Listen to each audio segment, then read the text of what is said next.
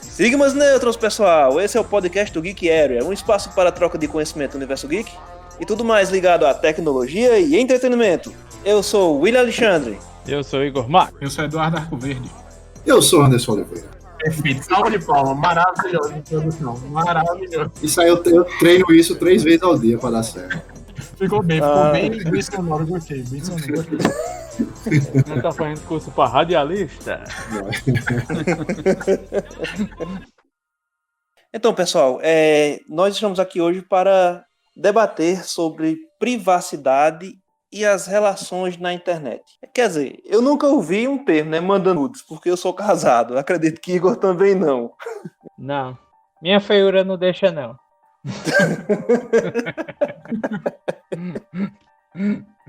Ô Igor, fiquei agora imaginando a visão do inferno, bicho. Eu precisava dessa frase logo no começo. Porque assim, Eduardo, a gente te chamou aqui hoje porque você é advogado e para tirar algumas dúvidas sobre a questão da privacidade, do direito de imagem, essa questão que pode ser que aconteça de vazamento de imagens que uma mulher manda para o namorado e ele pega e vaza, ou vice-versa, ou um namorado manda para outro namorado também e vaza e vice-versa também. Então a pergunta, Eduardo, primeiro que eu queria saber é onde começa o meu direito à privacidade e onde ele termina, se é que ele termina. E se na esfera digital tem como delimitar isso? Há como se aferir, né? É verdade. É um tema muito interessante porque eu acho que a privacidade ela vem sendo construída a partir do... Quando se teve a idealização, assim, quando se começou a pôr em prática a privacidade, o direito à privacidade, foi na tentativa de uma limitação do poder estatal. Então, em um primeiro momento, ela surgiu para que o Estado tivesse menos poder frente à pessoa. Nas suas relações pessoais, nas suas relações de vida privada, o Estado deixasse de interferir. Hoje em dia, a gente tem esse direito à privacidade bem estabelecido, tanto na Constituição quanto no próprio Código Civil. Na Constituição, ela é tratada até como um direito fundamental. São aqueles direitos expostos no artigo 5º da Constituição.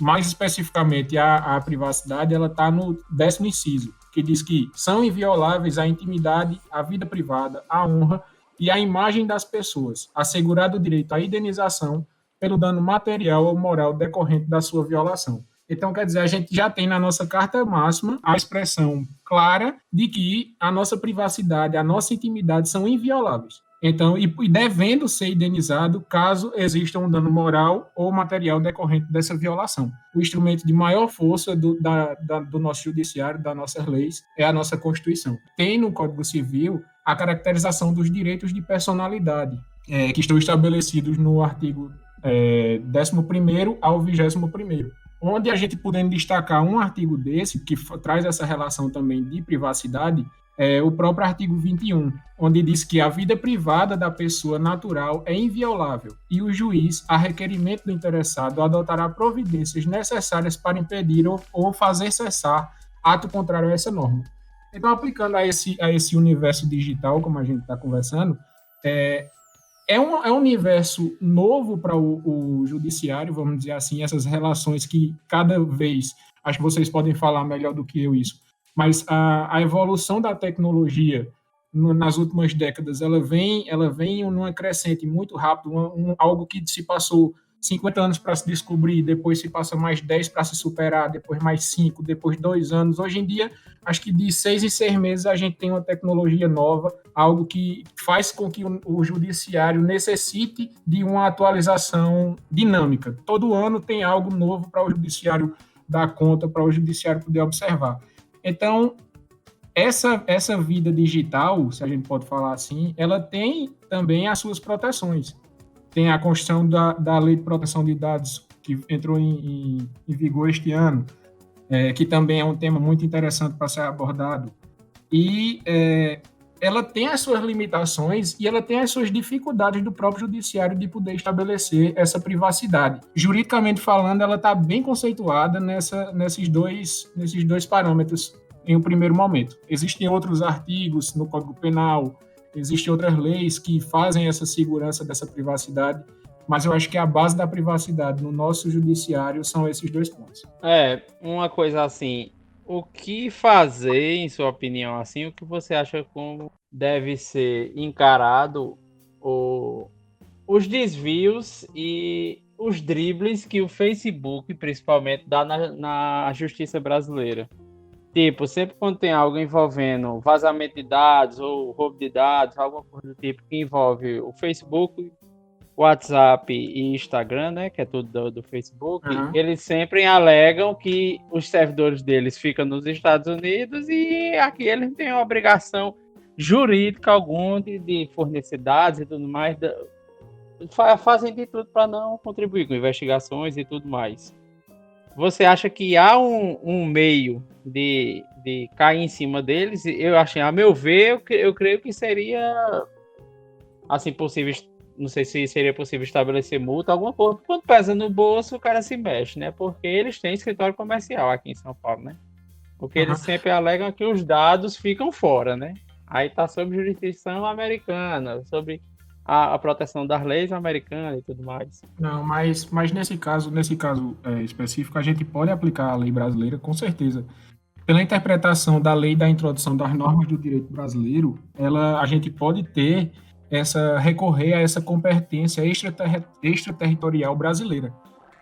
Então, quer dizer, é uma empresa multinacional, uma empresa estrangeira, mas a aplicação daqueles atos foram feitos no Brasil. Então, o consumidor, tendo a concordância do termo de uso de uma plataforma dessa, vai se aplicar a ele a lei brasileira, não vai se aplicar a lei dos Estados Unidos porque a empresa é estabelecida lá. Se o contrato do termo de uso for utilizado aqui, a competência extraterritorial brasileira, de acordo com a lei de introdução às normas do direito brasileiro, ela puxa essa responsabilidade para uma aplicação da lei nacional, da lei brasileira. Eles já descumpriram determinação até do Supremo e não deu em nada, né? Principalmente questões de perfis de traficante, de gente que fazia recrutamento aqui, de tráfico de pessoas também, e questões de fake news e tudo mais. Justamente eles insistindo nessa alegação que eles não poderiam quebrar os dados que estavam hospedados fora, entendeu? Mas aí, não sei se você se lembra que por conta disso até um juiz do Sergipe mandou derrubar o WhatsApp ano passado e ano retrasado, foi aquela confusão todinha. Ele, por força de liminares, conseguiram restabelecer o serviço, mas mesmo assim não atenderam as determinações de entrega dos dados.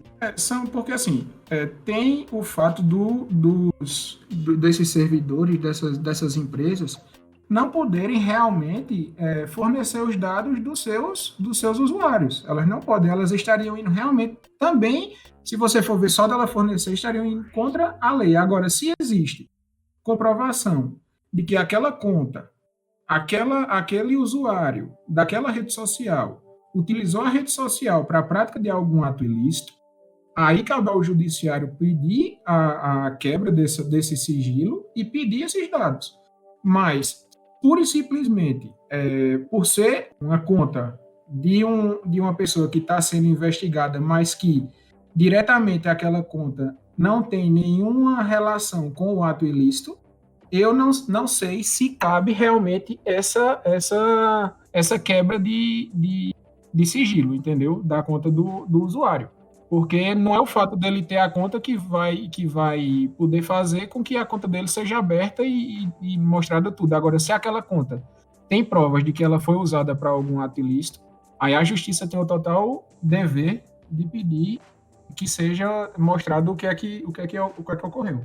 Uma das coisas que acontecem, eu fico até muito triste quando eu vejo isso, embora, assim, eu não sou nenhum rapaz, eu não faço parte de tantos grupos de WhatsApp, eu sou de interesses mais de música mesmo assim. Eu já filtrei muita coisa da minha vida. Mas uma coisa que sempre me incomodou muito, não dando uma de moralista, mas é a questão, assim, quando tem um vazamento íntimo de algum vídeo, uma foto, de uma garota que mandou o vídeo para o namorado dela, alguma coisa assim, esse cara, ou por vingança, que o relacionamento acabou, ou por escrotice mesmo, vaza esse vídeo, essa foto. Então, assim, qual o caminho mais fácil, assim, se é que tem um caminho mais fácil para se resolver isso? É difícil da gente estabelecer, principalmente em redes sociais. Mas, em um primeiro momento, acho que, embora seja difícil falar isso, mas acho que a pessoa tem que manter a tranquilidade e procurar agrupar todas as provas que ela tenha. Por quê? No direito, ela vai precisar, na justiça, apresentar essas provas, apresentar esses dados de que suas fotos, seus vídeos foram publicados, por quem foram publicados, para não perder essa informação. A primeira coisa que você deve fazer esse relatório todinho, guardar todas as fotos, tirar print de conversa, tirar print de e-mail, tirar print da conversa quando foi enviado, tirar print da conversa onde você já recebeu de um terceiro, dizendo, oh, recebi isso aqui teu tá rodando, entendeu? Pedir o print da conversa de onde a pessoa recebeu isso, para poder levar essas informações. Por exemplo, URL de site, informações essas completas, tudo detalhado, tenha tudo detalhado. O mais importante nessa hora é você ter tudo nas mãos. Não adianta a gente chegar no judiciário pedindo uma condenação de dano moral, uma condenação de dano material, ou então até uma condenação penal para essa pessoa, sem ter uma comprovação realmente de que aquele caminho foi traçado. Você levando essas informações para um cartório, vai ser feita uma ata notarial, e nessa ata vai ser colocado todos os dados, por onde é que essas imagens, esses vídeos passaram, vai ser tudo comprovado pelo tabelião, ele vai pesquisar, vai ver realmente que aquele site divulgou a sua foto, ou divulgou o seu vídeo está em determinado site, está em determinado servidor, e ele vai deixar aquilo anotado. Após isso é que você pode fazer com que se retire essas postagens. Mas você pedir para retirar essas postagens antes de você ter a segurança que esses dados estão resguardados para você entrar na justiça, pode lhe prejudicar na própria justiça mais à frente. Entendeu? Então, acho que o primeiro passo, embora seja difícil você ter essa calma e tentar fazer isso, que eu sei que realmente deve ser difícil, mas é a maneira mais segura de você tratar com o problema mais adiante. Como diz o ditado jurídico, né? O ônus da prova é da acusação, né? Se você está acusando uma violação do seu direito, né? Aí você tem que ter prova mesmo. Exatamente. E hoje em dia, se a gente puder citar aqui uma coisa que não é fugindo do tema, mas é uma coisa que tem uma relação paralela com esse tema, o que chamam hoje em dia no judiciário brasileiro da indústria do dano moral. Hoje em dia se busca na justiça, tudo você busca algum dano moral, você busca ganhar alguma vantagem, tipo, ser ressarcido de alguma forma por aquele problema que você passou. Mas as pessoas não entendem que não é todo problema que vai gerar um dano moral. A caracterização do dano moral hoje em dia no Brasil está se mostrando cada vez mais difícil. Você tem que fazer uma comprovação de que aquele dano realmente ele trouxe problemas psíquicos, ele trouxe problemas emocionais, problemas familiares. Então, tudo isso, mesmo quando é uma coisa subjetiva, algo que mexa com o seu emotivo, mexa com seu emotivo, com o seu no dia a dia da pessoa mesmo, então ela tem que provar que aquilo ali lhe trouxe algum prejuízo. Isso tirando o dano material, que a gente poderia falar um exemplo, no caso de uma atriz que tem as suas fotos reveladas, ela perder patrocinadores, perder contratos de trabalho, isso aí já é um dano material bem mais fácil de ser provado. Mas o dano moral em si, das pessoas onde não tem essa visibilidade, não trabalham com a imagem, se assim a gente pode falar, é mais difícil de você provar. Então, quanto mais prova você tiver, vai ser mais fácil de conquistar esse dano moral na justiça. Aí, quando você falou aí de dano moral, é bom, assim, ficar bem claro também que basta ser uma situação que você seja constrangido em um vídeo, não é verdade? Isso. O que a justiça, um termo até que o judiciário usa, a caracterização do mero aborrecimento. Ele usa essa caracterização quando ele quer dizer que a situação que você passou não caracteriza um dano moral em si. Ela caracteriza um mero aborrecimento do dia a dia, algo que realmente é chato, constrangedor, entre aspas, assim. É uma coisa, ele traz como uma coisa mais leve, uma coisa que não seja o próprio dano moral. Se essa fala que foi feita, ela causar esse constrangimento, e for um constrangimento que se perpetue na sua profissão, no seu dia a dia, que fique comprovado que lhe causou dano emocional, você entrou em algum estado de depressão, alguma coisa, só por aquela fala, aí sim pode ser caracterizado mais fortemente o dano moral. Tudo hoje por meio de redes sociais, né? Internet é uma realidade na vida da grande parte da população. Todo mundo com seu smartphone e tudo, e as pessoas se expõem bastante, né? Diga-se de passagem. Mas tanto tem esses casos de pessoas com fotos íntimas, como também tem os casos, o Eduardo estava falando aí, e eu lembrando dos casos que chegam por injúria, né, por difamação, que a gente vê assim que a pessoa está indo ali apenas por um despeito, né? Ela foi xingada, ela se sentiu mal por aquilo e ela quer um troco da justiça. O que é interessante é que a justiça está cada vez mais se tornando o pai e a mãe, né? Para educar, ao invés de só realmente punir o que necessariamente precisa ser punido. E isso acaba atrapalhando muito o trabalho do judiciário, o trabalho da polícia judiciária. E assim, a maioria embora esteja no Código Penal, eu queria que o Eduardo desse a visão dele sobre isso, nessa parte mais de injúrias e tudo mais, por que isso não iria totalmente para a esfera civil? Chega a dona lá na delega, aquela rapariga me chamou de rapariga, não foi? Pois é, aí você pergunta, mas a senhora realmente teve alguma coisa com o marido dela? Não, eles não são mais casados hoje, quem vive com ele hoje sou eu. Aí imagina a situação, né? Ou se não chegasse a chinesa, né? Lá pra liga. Rapariga eu não. Mas essa questão que Anderson falou dessa por que não puxar apenas para a esfera civil, a esfera civil ela toma conta da parte da punição pecuniária, vamos falar assim, né? Sim. Mas razoavelmente ela toma conta da punição pecuniária. Quando se coloca no Código Penal, é porque se tem como se extrapolar dessa não é só uma violação do direito moral na esfera civil, mas é uma violação do próprio Código Penal. E isso ficou mais claro ainda, a gente pode falar aqui de duas leis,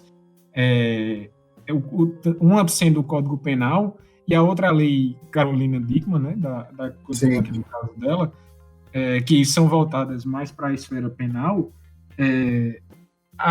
Houve uma lei em 2018, a Lei 13.718, que ela deu ela acrescentou ao Código Penal um artigo onde fala especificamente sobre esse vazamento de informações ou de conteúdos, principalmente sexuais.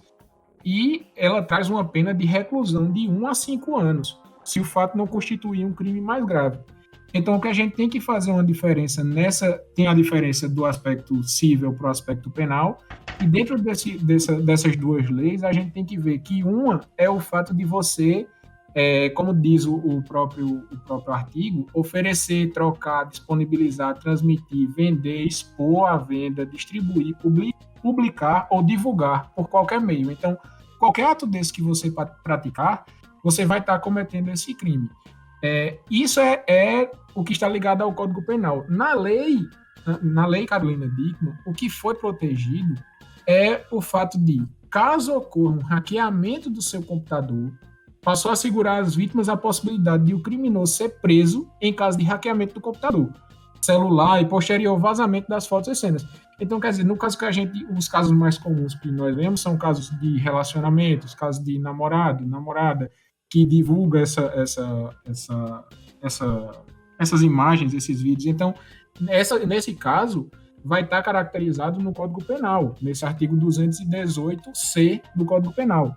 Enquanto, quando for caracterizado pela lei Carolina Dickmann, vai ser quando houver um hackeamento do celular. Então, quando houver um roubo de dados realmente do celular. Aí vai ser Vai caracterizado. além da quebra, vai além do direito de imagem, da moral e tudo mais. Aí é Isso. até uma invasão de privacidade. Isso, exatamente. É uma propriamente dita. invasão de dados, é uma invasão de dados. Segue o baile. Vai lá, Igor. Vai lá, Anderson. Vou pra onde? Pra onde você quiser, meu amigo. Igor tá danadinho hoje. Tá danadinho. Quem é esse Não, Igor? não conheci um Dinho. Essa é com ele. Eduardo, e o que, assim, no meio jurídico, para evitar que se espalhe o material, tem alguma indicação, tem algum... Sei que a gente sempre fala, né, nas delegacias, quando chega o pessoal com isso, primeiro ponto é não divulgar, né, as fotos, mas o pessoal com seus fetiches e tudo mais, e inventam de fazer isso. Mas em um caso de proteção de invasão mesmo, assim, no meio jurídico, existe algo que possa ser feito e a gente poder dar uma diminuída nos danos, né, de um vazamento? Você sabe dizer isso? A primeira coisa que tem que se fazer é instalar um bom firewall na máquina. É isso que eu ia falar. Essa parte aí eu acho que fica mais para vocês do que para o judiciário. É melhor vocês explicarem do que o judiciário não vai conseguir fazer dar essa explicação toda. Mas não. eu acho assim, reformulando um pouco a questão aqui, eu acho que algum meio, tipo, por força de liminar, mandado de segurança, alguma coisa que se impeça que isso seja impulsionado, tipo, massivamente distribuído, e você impor que a tal rede social remova aquele conteúdo, mesmo que temporariamente, até ser apurado. E que não possa ser publicado novamente. Não, sim, isso aí, claro que isso pode pedir, porque, como o Anderson falou, quando você chega, tanto você chegar para o seu advogado, quanto você chegar na polícia para fazer um boletim sobre isso, a primeira orientação é não fazer. Mas fazer não é crime. São fetiches, são vontades que as pessoas têm de fazer, de mandar. Então a gente não pode, isso aí já entra na esfera da privacidade que a gente começou falando aqui. A gente não pode, se a privacidade foi, entre aspas, criada para limitar o poder do Estado, a gente não pode hoje dizer que as pessoas não vão fazer essa troca de mensagem, essa troca de conteúdo. Mas o que existe é uma orientação. A orientação pode ser dada, claro. Quanto se já tiver ocorrido, como a gente pode fazer para dar uma segurada nessa informação, aí a gente pode pedir na justiça que seja dado uma liminar para retirar aquele conteúdo do ar. Por isso que eu falei da importância de ter as provas de onde é que esse conteúdo está. Nessa parte aí vocês podem explicar melhor do que eu. Como conseguir achar esse servidor, achar os dados na internet, onde faz, como é que faz, que saiu o leigo sou eu, não faço a menor ideia, como é que faz para poder retirar, mas tendo essas informações, esses prints, esses dados, tudo anotado, tudo comprovado, a documentação toda feita, aí pode-se pedir uma liminar para que seja retirada da rede social esse conteúdo impróprio. Isso aí a gente consegue fazer através do judiciário, sim. Não precisa nem você pedir para a pessoa que postou. Você não precisa entrar em contato com a pessoa, porque pode até gerar um constrangimento a mais. Não sei se vocês concordam comigo, mas se você já teve o seu conteúdo íntimo postado, publicado, divulgado por uma pessoa, eu não acho que o mais, entre aspas, o mais fácil seria você chegar nessa pessoa e pedir para ela retirar. Vai ser mais um constrangimento, mais uma discussão, mais coisa. Então, aciona a justiça e a própria justiça vai determinar que a rede social retire aqueles dados da sua plataforma. Aí puxa de novo aquele assunto que Igor falou sobre a questão do Facebook, de negar, mostrar a prova, só que nesse caso você já tem as provas de que já foi feito aquele crime, que já se divulgaram as imagens. Então, a rede social ela tem como obrigação retirar o conteúdo impróprio dela, porque o próprio contrato dela tem as cláusulas que negam esse tipo de conteúdo. Certo, uma provisão interna acerca da proteção dos dados, né?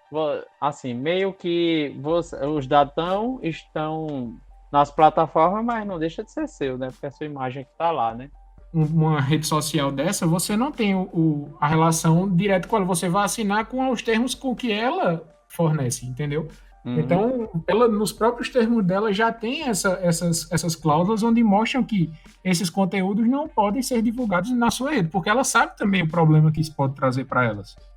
Então, tem como se pedir isso por meio de liminar, sim, para poder se retirar logo do coisa, para diminuir esse dano, sabe? Para dar uma segurada nesse dano. Embora nós saibamos que hoje em dia a rede social é algo muito veloz, muito dinâmico, e às vezes pode passar alguma coisa que já tenha saído daquele controle daquele servidor, já tenha espalhado para alguma outra coisa, e você não tenha mais, aí vocês podem falar melhor do que eu, não tem mais como chegar no fim da corda, na ponta da corda. É algo que já está tão espalhado que você não controla mais. Se for parar na Albânia, tem que ser uma quantidade considerável de Bitcoin para você poder recuperar os dados. E uma carrada de vodka. Por falar em vodka, eu recomendo você assistir Embora 2, viu? Tá muito bom. Eu vou tentar assistir hoje, velho. É muita onda. Muito bom mesmo, viu? Dando uma dica de filme também, seguindo aí, então, vejam Os Sete de Chicago. Aí pegando mais eu vi tem onda o na Netflix, trailer ontem, fiquei doido também. Tem na Netflix. Excepcional o filme, muito bom. Ô, Eduardo, aí deixa eu te contar uma coisa que aconteceu. A minha esposa, ela fez um plano com um personal virtual, que o cara realmente existe, né? Aí ele tem um grupo no Facebook. Virtual, o cara existe. Não é virtual.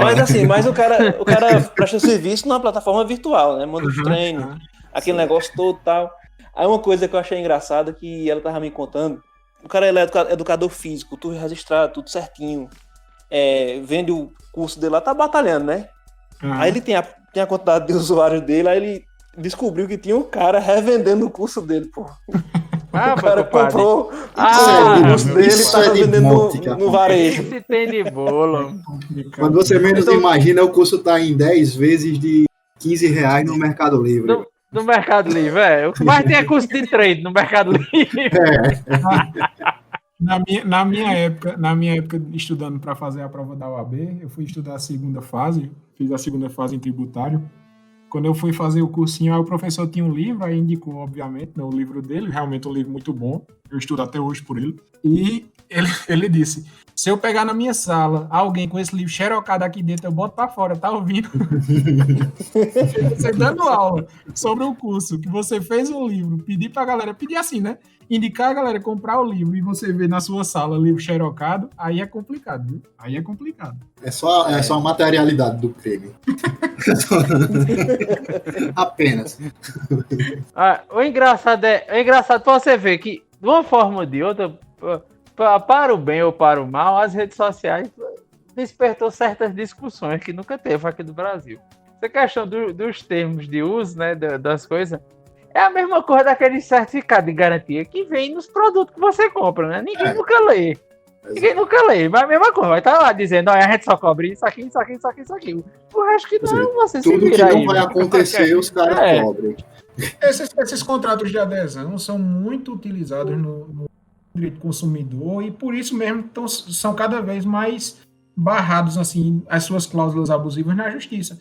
São contratos de telefonia, contratos de internet. Muita coisa até no Procon mesmo eles já resolvem, né? Não precisa exatamente, nem porque é algo tão diário, tão comum de acontecer, né? Infelizmente tão recorrente, que assim, as soluções já são instantâneas não, mas já são de praxe, vamos dizer assim, eles já têm o caminho todinho para resolver aquele problema, porque eles sabem que ontem aconteceu, hoje aconteceu e amanhã vai acontecer de novo a mesma coisa. Minha esposa, quando estava estagiando, ela era preposto de um escritório lá de Caruaru. Aí eles representavam a Via Varejo, né? Que é Casas Bahia, e Ponto Frio, outro site aí, Atim, e outras empresas aí. Oi, aí quando tinha uma bronca no Procon, na justiça, eles já mandavam, tipo, uma resolução pré-feita. Toma aí uma indenizaçãozinha, toma aí uma reparação e tudo mais. Já ia, tipo, é tão recorrente que eles já tinham, tipo, uma resposta com grana no meio já pronta. Já tinha a Já tabela. para calar o Já caso. tinha a tabela já, de preço. Aconteceu o quê? Aconteceu isso aí, pronto. A gente oferece Toma isso aí. aqui e acaba, tá Toma bom, 3 beleza. mil, fica quieto.